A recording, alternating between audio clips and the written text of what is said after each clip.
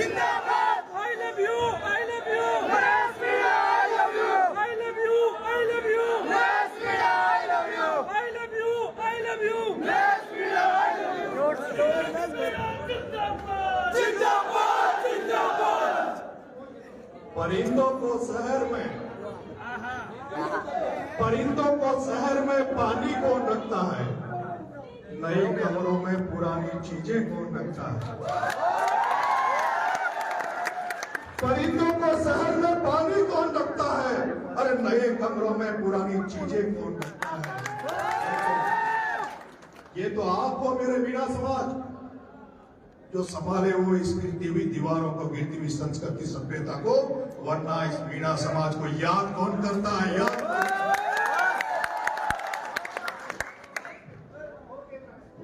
मंच पर विराजमान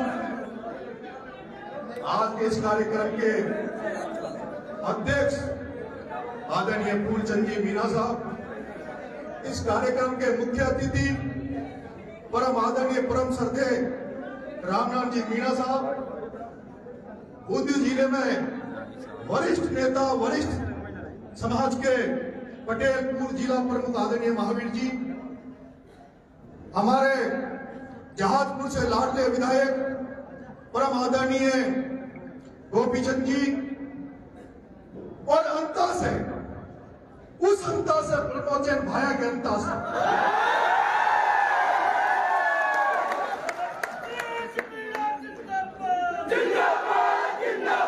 जिस भाया ने राजस्थान के चुनाव में सबसे ज्यादा पैसे खर्च किए 200 करोड़, जिस प्रमोचन भाया ने चुनाव जीतने के लिए 200 करोड़ खर्च किए, और उसको एक किसान का बेटा कंवरलाल मीणा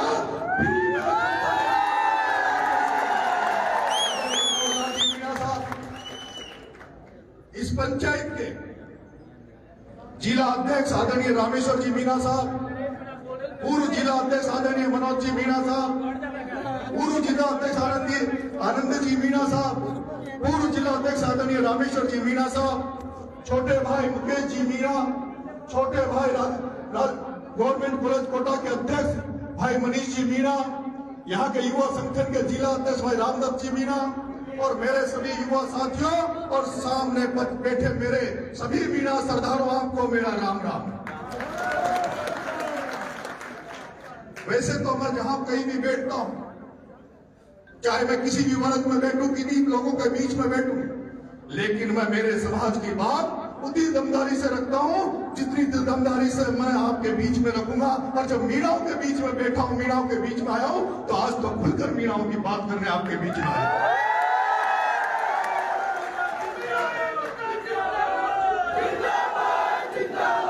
जो जात का नहीं, जो जात का नहीं वो बात का नहीं, जो जात का नहीं वो बात का नहीं, और जो कास्ट का नहीं वो राष्ट्र का नहीं, और जो जात का नहीं वो बात का नहीं, जो कास्ट का नहीं वो राष्ट्र का नहीं, और जो इस मीणा समाज का नहीं वो अपने बाप का नहीं, अपने बाप का नहीं।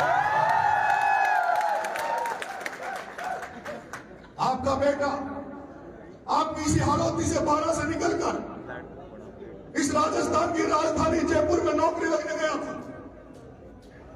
और जब मैं नौकरी लगने गया, फर्स्ट डिवीजन था, नवोदय से पास आउट था, चाहता तो अच्छी नौकरी भी मिल जाती।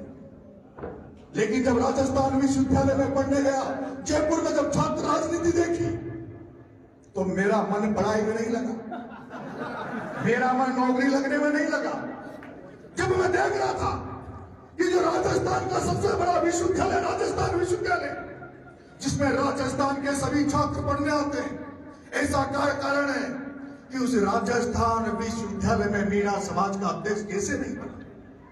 ये चिंता नरेश मीणा को सताने लगी, क्योंकि एक ऐसे परिवार में पैदा हुआ, पटेल के घर में पैदा हुआ, जन्म से राजनीति देखता था, और दिमाग में हमेशा एक ही बात चलती थी कि अगर राजनीति करूंगा तो परिवर्तन के लिए करूंगा, बदलाव के लिए करूंगा, हमारे लोगों के चेहरों पर खुशी लाने के लिए राजनीति करूंगा। जब मैंने राजस्थान विश्वविद्यालय में देखा कि जो विश्वविद्यालय में जो अध्यक्ष बनते थे, जिनके 4 वोट नहीं 2 वोट नहीं वो अध्यक्ष बनते थे, लोग कहते थे विश्वविद्यालय का चुनाव आता है, मीणाओं के छोरे कचोरी में बिक जाते हैं, मीणाओं के छोरे एक दारू की थैली में बिक जाते हैं, क्वार्टर में बिक जाते हैं। मैंने कहा ऐसा नहीं चलेगा। और मुझे लगता था, लोग कहते थे सीधे उंगली से घी नहीं निकलता, टेढ़ी उंगली करनी पड़ती है। मैं भी विश्वविद्यालय में देखता था, क्योंकि जो हमारे छात्र थे वो हिम्मत नहीं कर पाते थे। अरे चुनाव लड़ने की तो बात छोड़ दो, चुनाव लड़ने की तो बात छोड़ दो। राजस्थान विश्वविद्यालय में जो मीणा समाज के बच्चे जो पढ़ने जाते थे, जब वो फॉर्म भरने लाइनों में जाते थे, तो वहां की जो मर्द कौमें थी, जो बड़ी जाते थे, दूसरी जाते थी, वो लोग हमारे बच्चों के हथेली में थूक कर चटा देते थे। हमारे बच्चों को राजस्थान विश्वविद्यालय में कई हॉस्टल थे, एक भी हॉस्टल में हमारे समाज का एक बच्चा नहीं था। नरेश, कैसे काम चलेगा? सारे राजस्थान में, जयपुर में जितने भी हॉस्टल हैं, जो दूसरी जातियों के हॉस्टल थे, उनके बच्चे जब वहां बसों में चलते थे, मिनी बसों में चलते थे, तो वो कहते थे हम फलाने हॉस्टल के लड़के हैं, हम फलानी जाति के लड़के हैं। वो बसों में फ्री चलते थे। और जब मीणा छात्रावास के बच्चे जब बसों में चले, तो उनको पैसा देना पड़ता था। नरेश, ऐसे काम नहीं चलेगा। किसी न किसी को तो लठ उठाना पड़ेगा, और नरेश तुम्हें ही लठ उठाना पड़ेगा। अगर राजस्थान विश्वविद्यालय में मीणाओं के बच्चों का सिक्का चलाना है, राजस्थान नरेश तुम्हें लठ उठाना पड़ेगा। और आपके बेटे ने अपने माँ बाप के सपनों को नहीं देखा। जिन माँ बाप ने मुझे इन सपनों के साथ भारत जयपुर भेजा था कि हमारा बेटा कलेक्टर बनेगा, हमारा बेटा एसपी बनेगा, और मैंने उन माँ बाप के सपनों को हटाकर मैंने मेरे छात्रों को, मेरे समाज के बच्चों के लिए लड़ाई लड़ी। जब भी जिस भी बस में कोई, जिस बस का पता लगता था कि बस में मीणाओं के बच्चों को फ्री में नहीं जाने देते थे, उस बस को शाम के पहले 7 बजे के पहले तोड़ देते थे। कहीं भी जब कभी भी समाज को जरूरत पड़ी, आपका बेटा लठ लेके खड़ा रहा। और यही कारण है कि आपके बेटे में आज तक आपके बेटे में राजस्थान की राजनीति में बहुत सारे युवा नेता है, बहुत सारे बाहुबली नेता है, लेकिन सबसे ज्यादा अगर राजस्थान की राजनीति में किसी पे मुकदमे है, तो इस 44 साल के आपके बेटे पे 23 मुकदमे लग गए। 23 मुकदमे। एक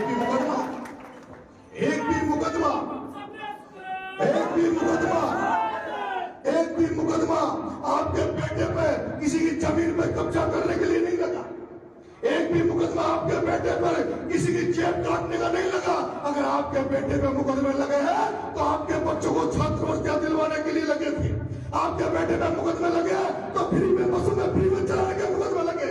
आपके बेटे पे मुकदमे लगे, तो जो कैंपस में राजस्थान विश्वविद्यालय का जो कैंपस था, उन हॉस्टलों में जो बच्चे नहीं पढ़ते थे, उन हॉस्टलों में आपके बच्चों को घुसाने के लिए आपके बेटे पे और मैं आज आपको कह देना चाहता हूं, आपके बेटे ने बलिदान दिया, त्याग किया, लेकिन उसका परिणाम यह निकला कि राजस्थान विश्वविद्यालय में, जिसमें कभी मीणा अध्यक्ष नहीं बना था, आपका बेटा जाने के बाद राजस्थान विश्वविद्यालय में 2 मीणा छात्र संघ के अध्यक्ष बने। एक का नाम जितेंद्र मीणा था और दूसरे का नाम राजेश मीणा। फिर मुझे लगा कि एकला चलो की राजनीति करेंगे तो खत्म हो जाएंगे, हमारा समाज अलग थलग पड़ जाएगा। तो उस कंडीशन में मैंने सोचा कि राजस्थान की छात्र राजनीति में भी हमें गठबंधन करना चाहिए। और मेरे मीणा भाइयों, राजस्थान विश्वविद्यालय की छात्र राजनीति में आपके बेटे ने 2011 में एक प्रयोग किया। और प्रयोग क्या था कि एक किसान जाति जाट की बेटी प्रभात चौधरी को एक तीसरा मोर्चा बनाया, किसानों का मोर्चा बनाया, उस प्रभात चौधरी को अध्यक्ष का कैंडिडेट बनाया, जगमोहन मीणा को जनरल सेक्रेटरी का कैंडिडेट बनाया, आबा गुजर को ज्वाइंट सेक्रेटरी का कैंडिडेट बनाया, और एक मुस्लिम को उपाध्यक्ष का कैंडिडेट बनाया। और जिसमें वो प्रभात चौधरी और आबा गुजर चुनाव जीती, और उसका फायदा आज भी हमें मिलता है। उसके बाद राजेश को फायदा मिला। और यहाँ तक ही नहीं, जब आपके बेटे ने वहां जब चिंगारी छोड़ दी, मीणा बात छोरों को जगा दिया, तो उसके बाद जो अगर कोई हमारा सबसे ज्यादा हितैषी है, जो दलित भाई हमारे साथ कंधे से कंधा मिला के चलते हैं, हमारे सुख दुख में राजनीति में साथ रहते हैं, उन दलित भाइयों के भी 2 बेटों को, एक बेटे को और बेटी को विश्वविद्यालय का अध्यक्ष निर्णय बनाने में अगर कोई काम किया, तो आपने मीणा समाज को साथ लेकर हमने। मेरे भाइयों, जब मैं पूर्वी राजस्थान में जयपुर में घूमता हूँ, बात करता हूँ, बैठता हूँ, तो वहां लोग कहते थे हाड़ोती के मीणा में दम नहीं है। हालत के मीणा में दम नहीं है।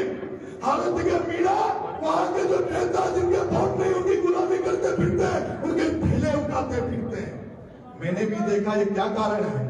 हाड़ौती में मीणा नेता तो बहुत हुए, सांसद एमएलए भी बहुत बन गए, पर ऐसा क्या कारण है कि हाड़ौती में हमारा राज नहीं हो पा रहा, हमारे लोग राजनीति में उन पदों पर नहीं बैठ पा रहे जिनमें होना चाहिए।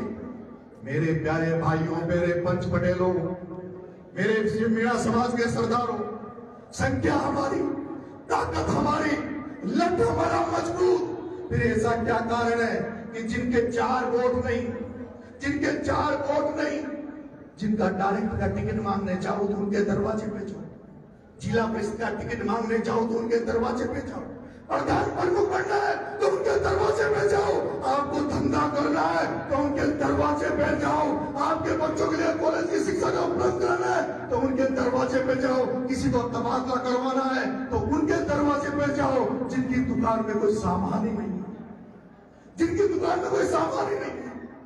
मैंने देखा है जो किराना की दुकान लगाते हैं, जिनको किराना बेचने का काम दिया हुआ है, जिनको व्यापार करने का धंधा बताया हुआ है, वो व्यापारी, वो किराना की दुकान चलाने वाले इस हालत में राज कर रहे हैं। और वो बूंदा मीणा के वंशज, वो बूंदा महाराजा के वंशज, वो मीणा सरदार उन व्यापारियों की गुलामी कर रहे हैं। मेरे मीणा भाइयों, तुम राज करने के लिए बने हो,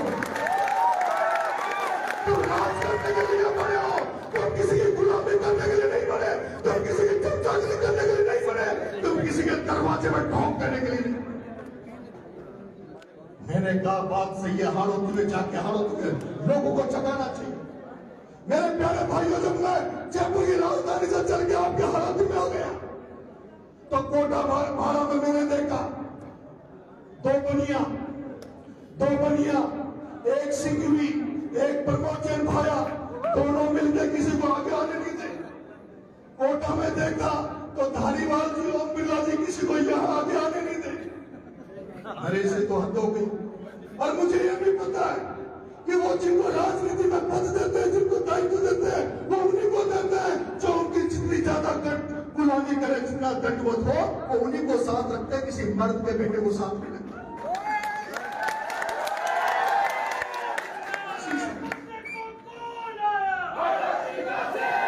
और इसी समय 12 में एक घटना घटी। 12 में मीणा समाज का एक युवा, जो मीणा समाज के छात्र संगठन का अध्यक्ष था, जिसका नाम था दिनेश मीणा, उस दिनेश मीणा को राजनीतिक षड्यंत्र के तहत 10-15 लोगों ने इकट्ठा होकर लठ दे के उसकी हत्या की। जब उसकी हत्या हो गई, उसकी लाश जब जयपुर में पड़ी थी, मेरे पास फोन आया, भाई साहब दिनेश मीणा नहीं रहा, दिनेश मीणा मर गया, उसका मर्डर हो गया। तो मैंने कहा, मैं महाकालेश्वर उज्जैन था, मतलब जब तक मैं उज्जैन से गांव नहीं पहुंचाता हूं तब तक उसकी लाश को गांव मत लाना। मैं चाहता था कि दिनेश तो नहीं रहा, लेकिन दिनेश की शहादत को चाया नहीं जाने दूंगा। इस मर्डर में ऐसा न्याय करवाऊंगा जिस मर्डर से आज तक हालत में कभी न्याय नहीं हुआ।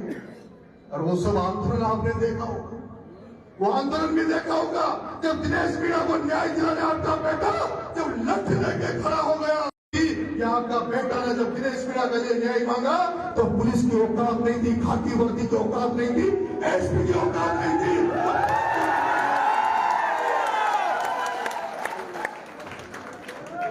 आपको पता है उसके बाद आंदोलन हुए। आप हमने सुनते थे कि ट्रेन की पटरी कभी सीमेंट फैक्ट्री के लिए आदरणीय किरोड़ी लाल जी ने ट्रेन की पटरी उखाड़ी थी। हम सुनते थे कि कभी गुजर समाज को आरक्षण दिलाने के लिए कर्नल भेसला ने पटरी उखाड़ी थी। अरे आपके बेटे ने तो छपरा की धरती पे किसानों के लिए पटरी पे चढ़ गया था, आपका बेटा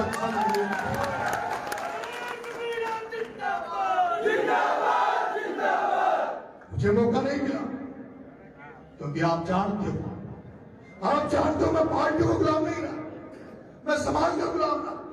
मैंने समाज को अपना भगवान माना।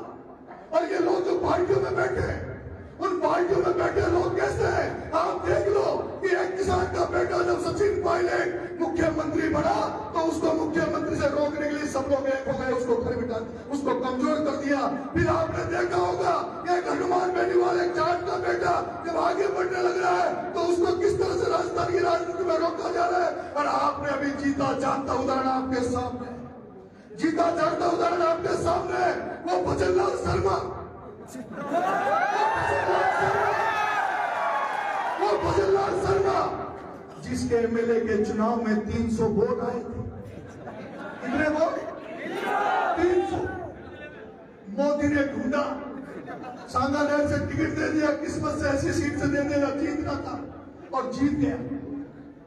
ना कभी आंदोलन, ना कभी धरना, ना कभी लाठीकाई, ना कभी जेल गया।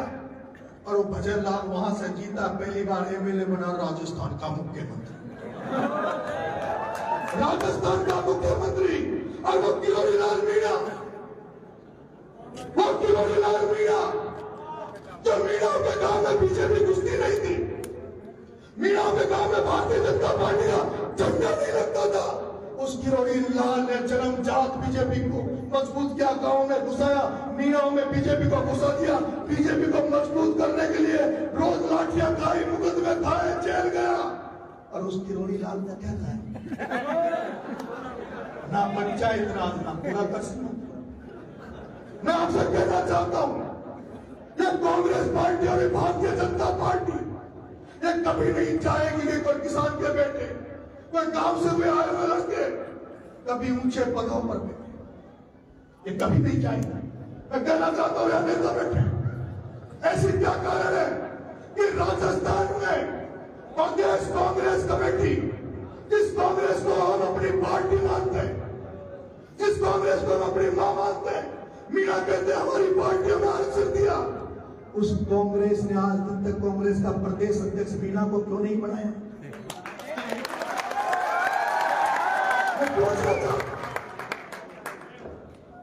जिस कांग्रेस को मीणा ने मजबूत किया, उस कांग्रेस ने मीणा को आज तक प्रदेश अध्यक्ष को नहीं बनाया। आज तक भारतीय जनता पार्टी ने बीजेपी में मीणा को प्रदेश अध्यक्ष क्यों नहीं बनाया? लेकिन ये चीजें मेरी बोलने की नहीं है। हो सकता है मैं राजनीति में हूं, मुझे कहीं कहीं किसी दल में जाना पड़े और इसी का नुकसान अब तक उठाता आ रहा हूं। ये काम किसका है? ये काम है समाज के पटेलों का। मैं रामेश्वर जी मीणा को आज के बाद बूंदी जिले का जिला अध्यक्ष नहीं कहूंगा। मैं रामेश्वर जी को आज के बाद बूंदी जिले का मीणा समाज का पटेल कहूंगा, मीणा समाज का सरदार कहूंगा। और मैं निवेदन करना चाहता हूं, भारत में 4 जिले हैं, कोटा, बारा, बूंदी, झालावाड़। इन चारों जिलों के 4 जिला अध्यक्ष बना दो, 4 मीणा पटेल बना दो। अब वो मीणा पटेल कौन बने? उनको जब मीणा पटेल बनाओ तो उनको सौगंध खिलवाओ, उनको कसम खिलवाओ कि तुम कभी जिंदगी में कोई राजनीतिक पार्टी का दामन नहीं पकड़ोगे, तुम राजनीतिक पार्टी के लिए कभी समझौता नहीं करोगे। ये जो मीणा पटेल बने, मीणा जो जिला अध्यक्ष बने, वो समाज के जिला अध्यक्ष बने, वो किसी पार्टी का थैला नहीं उठाए। ये तो बोल रहे जब बूंदी का जिला अध्यक्ष बोल दे, बूंदी के एमएलए बोले तो कुछ फर्क पड़े कि नहीं पड़े, कोई परवाह नहीं। लेकिन बूंदी जिले का अगर अब रामेश्वर मीणा अगर कलेक्टर एसपी बूंदी जिले के प्रशासन से कुछ बात कह दे तो वो पूरे मीणा समाज की बात होनी चाहिए, पूरे मीणा समाज की बात होनी चाहिए। और मैं विश्वास करता हूं कि अगर पूरे बूंदी जिले के मीणा समाज ने अगर रामेश्वर मीणा को अगर मीणा समाज का पटेल मान लिया, इसको मजबूती दे दी, तो मुझे पता है कोई एमएलए जाए, कोई साला प्रधान प्रमुख जाए तो कलेक्टर एसपी खड़ा हो कि नहीं हो। लेकिन जिस दिन आपने इसको मीणा समाज का पटेल मान लिया, और जब ये मीणा समाज का पटेल जब किसी कलेक्टर एसपी के ऑफिस में घुसे तो साला कलेक्टर एसपी खड़ा हो जाए, ऐसी ताकत इनको दे।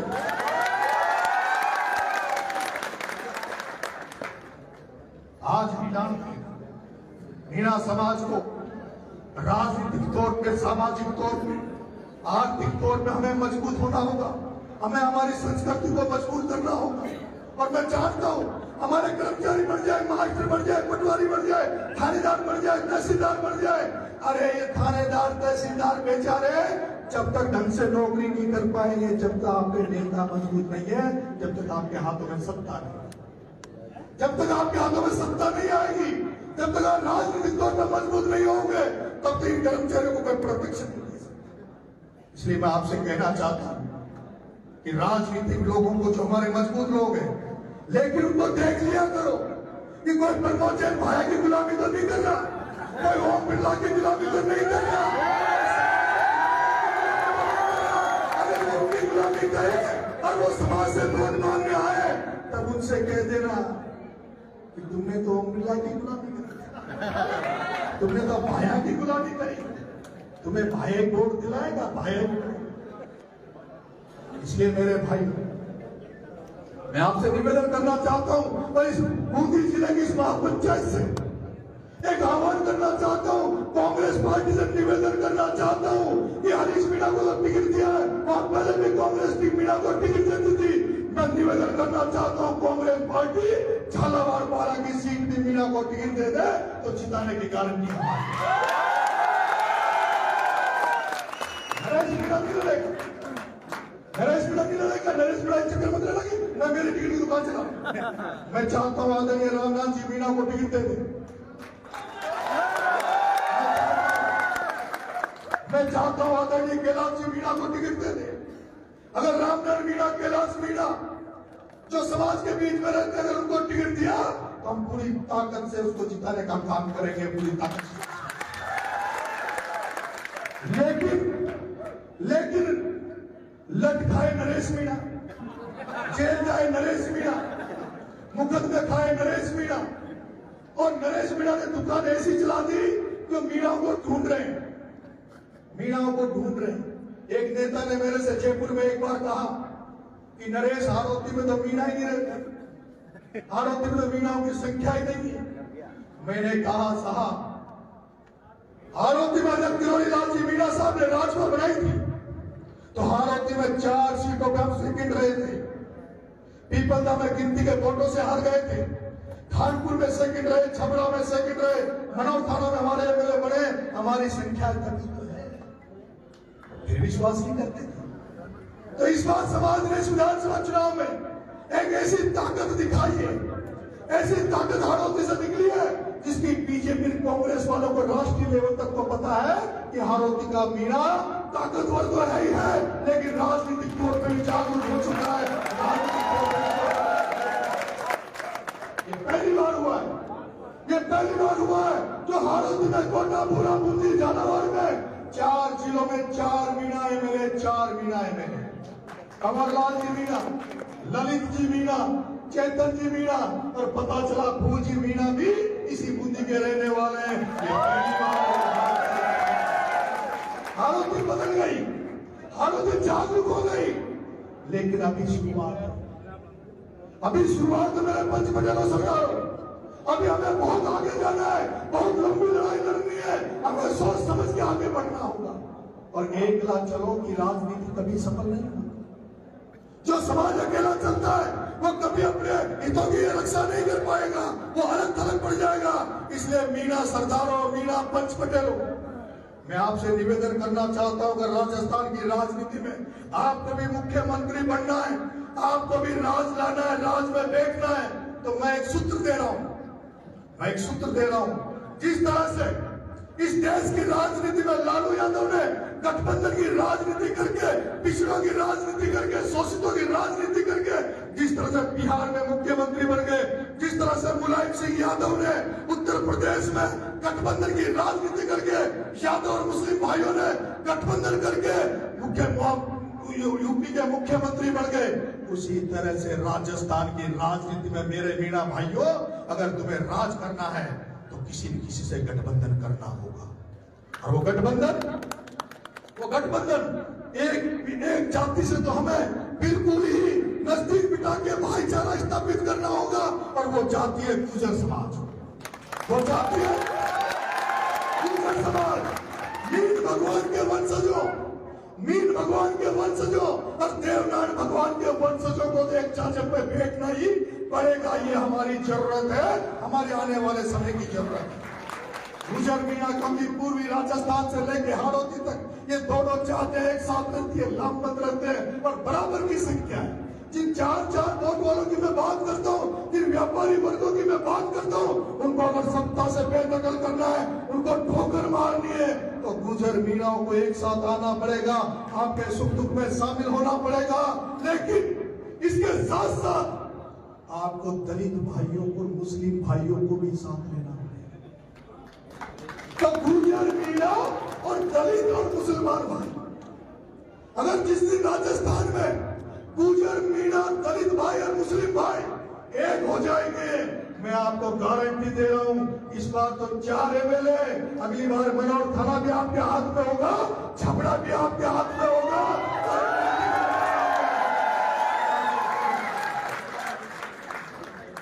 लास्ट में 2 पंक्तियों के साथ बहुत लंबा बोलिए।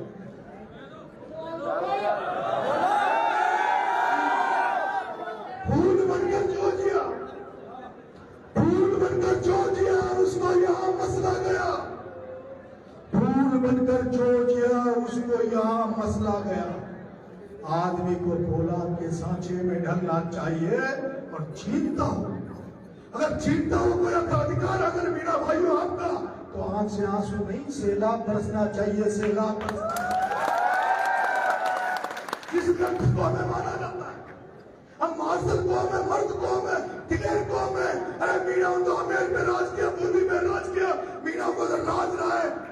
इसलिए मैं कहना चाहता हूं कि वो निवेदन से काम नहीं छोड़ेगा, हाथ जोड़ने से काम नहीं चलेगा, लट्ठों के तेल लगाते रहा, तेल लगाते रहो। और जो आप पे उठाना घात करे, जो आपकी तरफ उंगली उठा के बात करे, जो ऊंची गर्दन करके, ऊंची हाथ करके आपको देखे, उसके उसी समय गाड़ी लाठी फटकार दो, दोबारा साला राम। आज हम सब लोग इस ताकत के साथ आप बड़ी बूंदी में घूमे हो, इस ताकत को बनाए रखना। हम मीर भगवान के दरबार में बैठे हैं, हम मीर भगवान के प्रांगण में बैठे हैं। आज जब आप यहाँ से जाओ तो एक ही बात सोचना कि खुद के जो निजी स्वार्थ है, छोटे स्वार्थ है, आपसे जो भाईचारा बिगड़ता है, जो मेल के लिए लड़ाई लड़ते हो, जो भाई बंदी में लड़ाई लड़ते हो, अरे मोटे बनो, काय को भाइयों से लड़ रहे हो, काय को अपने बच्चों से लड़ रहे हो, क्यों अपने बच्चों से, भाइयों से लड़ रहे हो? हम 1 इंच जमीन के लिए, 1 इंच जमीन के लिए, 1 मेल के लिए अपने भाई को मार। इसलिए बड़े मनुष्य तो समाज का भी उद्धार होगा, सबका उद्धार होगा। आप सबने मुझे स्वागत किया, आप सबने मुझे बुलाया, उसके लिए मैं आप सबको बहुत बहुत